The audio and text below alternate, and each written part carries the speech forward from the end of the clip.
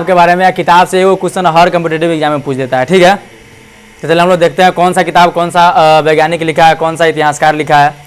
हम लोग जब इतिहास पढ़ रहे थे तो इतिहास को कितने भाग में बांट दिया गया था? इतिहास को 3 भाग में बांट दिया गया था। कौन कौन सा काल था? प्राग ऐतिहासिक काल, एगो आद ऐतिहासिक काल, एगो क्या था? एगो ऐतिहासिक काल। इतिहास से भी पहले के इतिहास को क्या बोलते हैं? प्राग ऐतिहासिक काल बोलते हैं ना। तो ये जो इतिहास को जो ये 3 भागों में बांटा था वो कौन बांटा था? तो हेरोडोटस बांटा था। कौन बांटा था?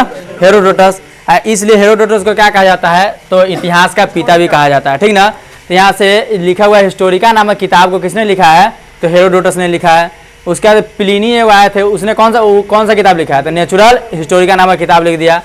एगो ऐसा किताब है पेरिप्लस ऑफ द एरियंस, इसको कौन लिख के चला गया पता ही नहीं है। ठीक ना। इसको क्या बोला जाता है?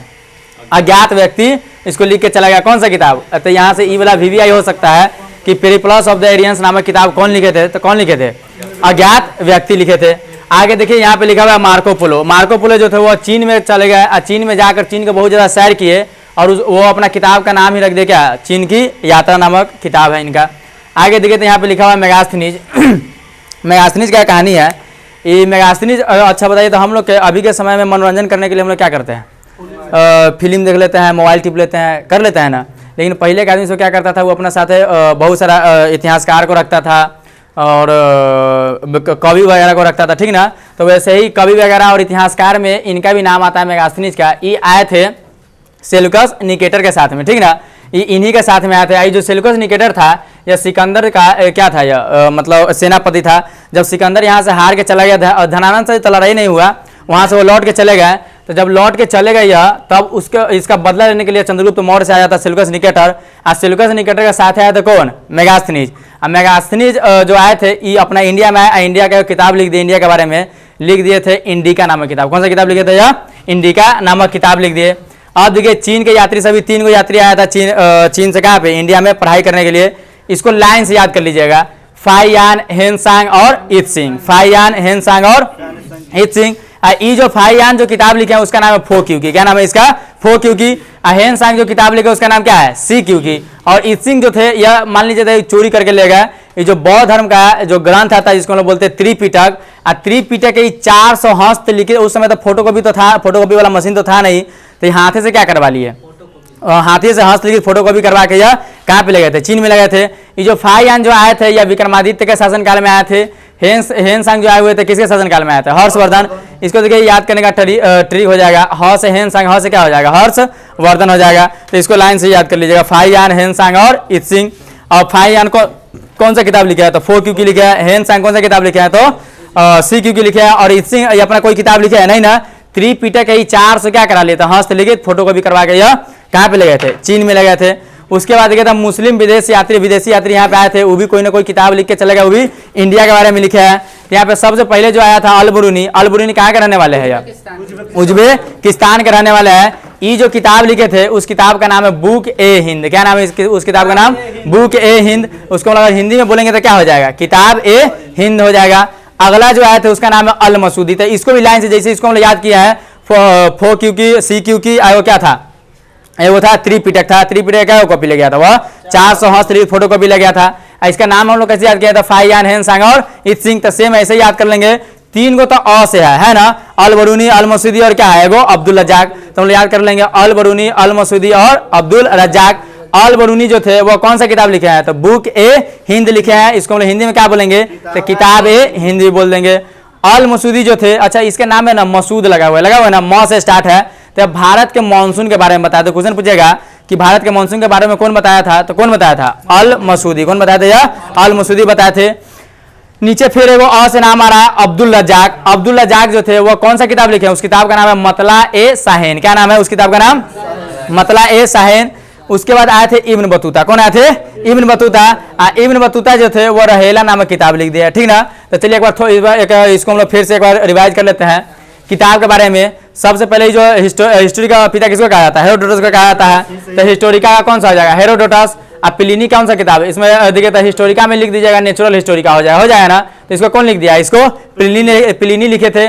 उसका पेरिप्लस ऑफ द एरियंस को कौन लिखा है? अज्ञात व्यक्ति कौन लिख के चला गया? पता नहीं चला। ठीक ना। उसका देखिए चीन की यात्रा नामक किताब कौन लिख दिया, तो मार्को पोलो लिख दिया है। अब मेगास्थनीज के बारे में आप लोग तो जानते होइएगा, ठीक ना, मेगास्थनीज बहुत ज्यादा फेमस है। ये कौन सा किताब लिखा है, या इंडिका, या किसके साथ आया था, तो सेल्यूकस निकेटर के साथ में आया था। ये जो सेल्यूकस निकेटर कौन था, सिकंदर था। हम लोग इसके आगे इसके बारे में हम लोग को पढ़ना है, ठीक ना। आगे दे चीनी यात्री, तो चीनी यात्री 3 को आया था, कौन कौन था, फाइयान, हेनसांग और इत्सिंग था। फाइयान कौन सा किताब लिखा है, तो फो क्यू की लिखा है। हेनसांग कौन सा किताब लिखा है, तो सी क्यू की। इत्सिंग कौन सा किताब लिखा है, ये किताबें नहीं लिखा है, ये बौद्ध धर्म के जो ग्रंथ था जिसका नाम है त्रिपिटक, उसका क्या फोटोकॉपी करवा के ले गया, वह हस्तलिखित फोटोकॉपी 400 करवा के ले गया। मुस्लिम में देख लेंगे तो 4 गो है, 3 गो तो अ से है, अल मसूद क्या है, अल बरूनी, अल मसूदी और अब्दुल रजाक। एगो कौन सा है, एगो इब्न बतूता है।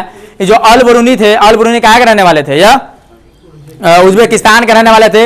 इनकी किताब का नाम क्या है, तो बुक ए हिंद नामक किताब है। उसके बाद अल मसूदी है, तो अल मसूदी कौन सा किताब लिखा है, इसका नाम में क्या लगा हुआ है, म लगा हुआ है, तो मानसून के बारे में बताए थे। अब्दुल रजाक मतला ए साहिन लिख दिया है। इब्न बतूता कौन सा किताब लिखा है, तो रहेला नामक किताब लिख दिया है। आगे हम लोग बढ़ेंगे, तो चाणक्य भी वो किताब लिखे थे जिसका नाम क्या था, अर्थशास्त्र था। उस किताब का नाम क्या था, अर्थशास्त्र। यह नाम का सिर्फ अर्थशास्त्र था, उसमें अर्थशास्त्र के बारे में नहीं बताया गया था। कैसे कैसे शासन करना है, कैसे राजा जो होगा राज्य करेगा, उसके बारे में बताया गया है। तो उस किताब का नाम क्या था, अर्थशास्त्र था। चाणक्य के 2 गो नाम और है, जिसको हम लोग बोलते हैं कौटिल्य और क्या बोलते हैं इसको, विष्णुगुप्त भी बोला जाता है। क्वेश्चन पूछ देगा, ठीक ना।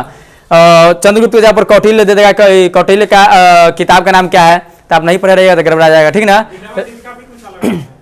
विक्रमादित्य का भी होगा, ठीक है। चाणक्य का 2 और नाम है, कौन कौन सा नाम हो जाएगा, चाणक्य का 2 और नाम विष्णुगुप्त है और क्या है, एगो कौटिल्य है। आगे हम लोग देखेंगे वेद के बारे में, तो वेद के बारे में चलिए समझते हैं।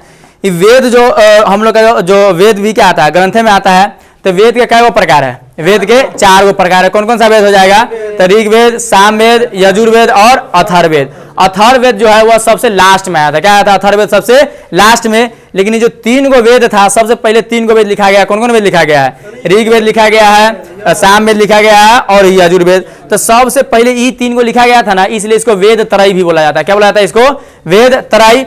एगो ना बाद में आया था जिसको क्या बोलते हैं, अथर्ववेद। इसलिए यहाँ पे क्या लिखा हुआ है, 3 + 1। देखिए तो वेद त्रय काहे के लिए लिखा गया, ये 3 के लिए कि जो 3 गो जो था वो क्या लिखा गया था, पहले लिखा गया था। कौन कौन लिखा गया था, तो ऋग्वेद, सामवेद और यजुर्वेद को पहले लिखा दिया गया था। आगे हम लोग चलेंगे, यहाँ पे लिखा हुआ है वेद के प्रकार, ऋग्वेद, सामवेद, यजुर्वेद और अथर्ववेद। अच्छा, ऋग्वेद जो है वह किस चीज से संबंधित है, तो ऋग्वेद में ना बहुत सारा श्लोक है जिसको हम लोग ऋचाएँ बोलते हैं। क्या बोलते हैं उसको हम लोग, ऋचाएँ। बहुत ज्यादा इसमें श्लोक है। इसमें एगो श्लोक है जो बहुत ज्यादा फेमस है, बोलते हैं हम लोग, ओम भूर्भुवः स्वः तत्सवितुर्वरेण्यम। उसका क्या है, आगे जो होगा। तो ये जो मंत्र इसको क्या बोलते हैं, गायत्री मंत्र बोलते हैं। या किस चीज से संबंधित है, तो सूर्य देव से संबंधित है, ठीक ना। तो क्वेश्चन पूछा गायत्री मंत्र किस देव से संबंधित है, सूर्य देव से संबंधित है। यह कहाँ पे लिखा गया है, तो कहाँ पे लिखा गया है, यह ऋग्वेद में लिखा गया है। आगे देखिए यहाँ पे लिखा है सामवेद। अच्छा, ये सामवेद किस चीज से स्टार्ट हो रहा है, स से स्टार्ट हो रहा है। किस चीज से स्टार्ट हो रहा है, स से। तो स से संगीत भी होता है, क्या होता है, स से संगीत। तो ये किस चीज से रिलेटेड हो जाएगा, सामवेद, यह संगीत से रिलेटेड होगा। राग मतलब किस प्रकार का संगीत होता है, कितने कैसे कैसे हम लोग संगीत बनाते हैं, तो ये किस में है, यह सामवेद में है। आगे देखिए तो यहाँ पे क्या लिखा हुआ है, यजुर्वेद। अच्छा, ये जो है किस चीज से स्टार्ट है, यह से स्टार्ट है। तो यह से होता है यज्ञ और क्या होता है, युद्ध। तो क्वेश्चन पूछेगा यज्ञ और युद्ध करने का जो चर्चा है, कैसे कैसे किया जाता है, वह किस वेद में है, तो किस वेद में है, यह यजुर्वेद में है। तो वेद के क्या प्रकार, वेद के 4 गो प्रकार, जिसमें से 3 गो सबसे पहले बन गया था। कौन कौन बन गया था, तो कौन कौन बन गया था, ऋग्वेद, सामवेद और यजुर्वेद। ऋग्वेद में क्या है, बहुत सबसे पुराना जो वेद है वो कौन सा वेद है, वह ऋग्वेद है। इसमें बहुत ज्यादा श्लोक है और उस श्लोक में क्या बोलते हैं, ऋचाएँ बोलते हैं। इसी ऋचा में वो श्लोक है जिसको क्या बोलते हैं, गायत्री मंत्र। और यह जो गायत्री मंत्र है किस चीज से रिलेटेड है, कौन सा भगवान से, तो सूर्य भगवान से रिलेटेड है। आगे जो है सामवेद, इस सामवेद का शुरू वाला अक्षर क्या है, स है। और स जो होता है किस चीज से हो जाएगा, संगीत से हो जाएगा। तो इस सामवेद में संगीत के बारे में चर्चा है। यजुर्वेद यह से स्टार्ट है, तो यह इसमें यज्ञ और युद्ध का चर्चा की कैसे कैसे किया जाएगा। आगे लिखा हुआ है अथर्ववेद।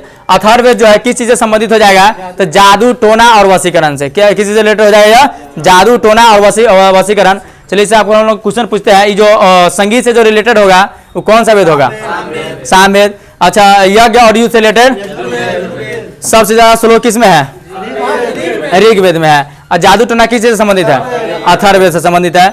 तो अब यहाँ से हम लोग को क्वेश्चन पूछेगा वेद कितने प्रकार का होता है, तो वेद क्या प्रकार का होता है, 4 प्रकार के होता है। शुरुआत में क्या गो वेद था, तो शुरुआत में मात्र 3 गो वेद था।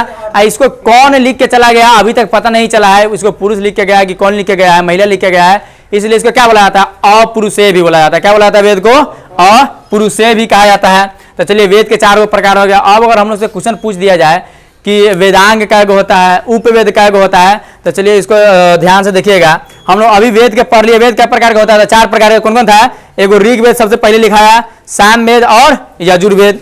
तो चलिए इस सब के बारे में थोड़ा जान गए। वो क्या था, एगो अथर्ववेद था। अब ये जो संबंधित है किस चीज से संबंधित है, तो ऋचा से। सामवेद किस चीज से संबंधित है, या संगीत से। यजुर्वेद किस चीज से संबंधित है, तो यज्ञ एवं युद्ध से। अथर्ववेद किस चीज से संबंधित है, तो यह जादू टोना से संबंधित है। अच्छा, यहाँ पे हम लोग देखेंगे इसके ज्ञानी को क्या बोला जाता है और इसके ज्ञानी को क्या बोला जाता है। तो ऋग्वेद का जो उपवेद है उसको हम लोग बोलते हैं आयुर्वेद। क्या बोलते हैं, ऋग्वेद के उपवेद को क्या बोला जाता है, आयुर्वेद। आयुर्वेद होम्योपैथी को बोला जाता है। बोला जाता है ना, जो ऋग्वेद को बहुत अच्छा से जान जाएगा तो उसमें बहुत सारा औषधि वगैरह के बारे में बताया गया होगा, ठीक ना। तो इस जो ऋग्वेद का जो उपवेद है उसका नाम क्या है, आयुर्वेद है। आगे हम लोग चलेंगे सामवेद। अच्छा, यह किस चीज से संबंधित है, यह संगीत से संबंधित था। तो संगीत से संबंधित गाना, इसको संगीत बोलिए तब, नहीं तो क्या बोलिए, गाना बोलिए तब। तो देखिए तो यहाँ पे क्या हो जाएगा, इसका उपवेद हो जाएगा गंधर्ववेद। क्या हो जाएगा इसका उपवेद, इसको याद करने का तरीका देखिए। यह जो ऋग्वेद है, ऋग्वेद किस चीज से संबंधित हो जाएगा, तो आयुर्वेद से संबंधित हो जाएगा। सामवेद संगीत है, संगीत को हम लोग क्या बोलते हैं, इसको हम लोग गाना भी बोलते हैं। तो यह गंधर्ववेद इसका क्या हो जाएगा, उपवेद हो जाएगा। आगे देखिए यहाँ पे लिखा हुआ है यजुर्वेद। यजुर्वेद किस चीज से संबंधित है, तो यज्ञ और युद्ध से संबंधित है। इसका उपवेद क्या हो जाएगा, तो पहले के समय में आदमी सब जो युद्ध करता था किस चीज से करता था, धनुष, तीर धनुष से करेगा, तो क्या हो जाएगा, धनुर्वेद हो जाएगा। अच्छा, और नीचे क्या लिखा हुआ है, अथर्ववेद। अथर्ववेद किस चीज से संबंधित था, तो जादू टोना से संबंधित था। इसका जो उपवेद हो जाएगा कौन सा हो जाएगा, इसका हो जाएगा शिल्पवेद। अब हम लोग देख लेते हैं वेद के ज्ञानी को क्या बोला जाता है और उपवेद के ज्ञानी को क्या बोला जाता है। चलिए कर इसको मुंह पर थोड़ा सा देख लेते हैं। ऋग्वेद किस चीज से संबंधित है, या श्लोक से संबंधित है। इसका जो उपवेद है उसका नाम क्या है, आयुर्वेद हो जाएगा। उसके नीचे वाला सामवेद, सामवेद किस चीज से, दूसरा भाषा में क्या बोलते हैं, गाना भी बोलते हैं, तो गंधर्ववेद इसका उपवेद हो जाएगा। आगे वाला क्या था, यजुर्वेद था। यजुर्वेद किस चीज से संबंधित था, तो यज्ञ और युद्ध से संबंधित था। यज्ञ और युद्ध जो किया जाता था पहले के समय में किस चीज से किया जाता था, तो धनुष से किया जाता था। तो इसका क्या हो जाएगा, धनुर्वेद हो जाएगा इसका उपवेद। नीचे लिखा हुआ अथर्ववेद। अथर्ववेद किस चीज से संबंधित है, यह जादू टोना से संबंधित है। इसका जो उपवेद हो जाएगा क्या हो जाएगा, शिल्पवेद। अब देखिए इसका हम लोग ज्ञानी को देख लेते हैं। पहले वेद के ज्ञानी को देख लेंगे, फिर उपवेद के ज्ञानी को देख लेंगे। आयुर्वेद के ज्ञानी को प्रजापति, किसी किसी आदमी को देखिएगा अभी वो नाम क्या है, क्या लगाता है, प्रजापति। ई प्रजापति, वो अपना नाम लगा लेता है ना। तो वो किसका ज्ञानी होगा, वह आयुर्वेद का ज्ञानी होगा। किसका ज्ञानी होगा, आयुर्वेद का। तो कहता है आयुर्वेद के ज्ञानी को क्या बोला जाता है, प्रजापति बोला जाता है। अच्छा, ये भगवान उगवान में सबसे ज्यादा गाना कौन गाते हैं, नारद। कौन गाते हैं, नारद। तो गंधर्ववेद के गाना के ज्ञानी को क्या बोलेंगे हम लोग, नारद बोलेंगे। इस संगीत से संबंधित था ना। तो गंधर्ववेद का जो ज्ञानी होगा उसको क्या बोलेंगे, नारद बोलेंगे। आगे लिखा हुआ यहाँ पे यज्ञ एवं युद्ध। तो इसका जो उपवेद था वो कौन था, धनुर्वेद था। और धनुर्वेद के ज्ञानी को क्या बोला जाता है, विश्वामित्र बोला जाता है। क्या बोला जाता है, विश्वामित्र बोला जाता है। आगे देखिए, हाँ विश्वामित्र। यहाँ पे लिखा हुआ है शिल्पवेद। क्या लिखा हुआ है, शिल्पवेद। शिल्पवेद के ज्ञानी को हम लोग क्या बोलेंगे, विश्वकर्मा। क्या बोलेंगे इसको हम लोग। अच्छा, शिल्प का मतलब क्या होता है, अगर आता है शिल्प कला होता है, ठीक ना, बनाने वाला। मान लीजिए हम बेंच बना रहे हैं, घर बना रहे हैं, इंडिया का औजार वगैरह। सबसे अच्छा जो शिल्प जो कला था किस देश के पास था पुराना समय में, तो इंडिया के पास था, ठीक ना। इंडिया का ये कौन बताए हुए थे, ये बताए हुए थे ये अल बरूनी। कौन बताए हुए थे, यह अल बरूनी। कि इंडिया का इंडिया जो है शिल्प कला में बहुत आगे है। तो जो हम लोग के हिसाब से, हिंदू धर्म के हिसाब से दुनिया को जो बनाए हुए हैं, जो रचना किए हुए हैं, कौन किए हुए हैं, विश्वकर्मा। उसको ठोक के क्या कर दिया, एकदम सीधा सपाटा कर दिया है। तो देखिए था उपवेद में हम लोग ज्ञानी के देख लिया। आयुर्वेद के ज्ञानी को क्या बोला जाता है, प्रजापति बोला जाता है। गंधर्ववेद के गाना के ज्ञानी को क्या बोला जाता है, नारद बोला जाता है। धनुर्वेद के ज्ञानी को क्या बोला जाता है, विश्वामित्र बोला जाता है। शिल्पवेद के ज्ञानी को क्या बोला जाता है, विश्वकर्मा बोला जाता है। अब हम लोग इन्हें चलते हैं, तो इन्हें ना लाइने से याद कर लीजिएगा। होत्री, उद्गाथा, अधर्यु और ब्रह्मा। तो ब्रह्मा देखिए तो अथर्ववेद है। अथर्ववेद के उपवेद क्या था, शिल्पवेद। तो ये जो पृथ्वी का जो निर्माण किया है कौन किया है, ब्रह्मा। लेकिन देख रेख कौन करते हैं, विश्वकर्मा जी। मतलब उसमें कोई जैसे होता है ना, मोटरसाइकिल बनाने वाला इंजीनियर कोई और होता है, अब मैकेनिक कोई और होता है दुकान में। वैसे विश्वकर्मा जी कथी हो जाएंगे, मैकेनिक हो जाएंगे। इसको बनाया कौन थे, इंजीनियर, ब्रह्मा। तो देखिए अथर्ववेद के ज्ञानी को क्या बोला जाता है, ब्रह्मा बोला जाता है। यजुर्वेद के ज्ञानी को क्या बोला जाता है, अधर्यु बोला जाता है। सामवेद के ज्ञानी को क्या बोला जाता है,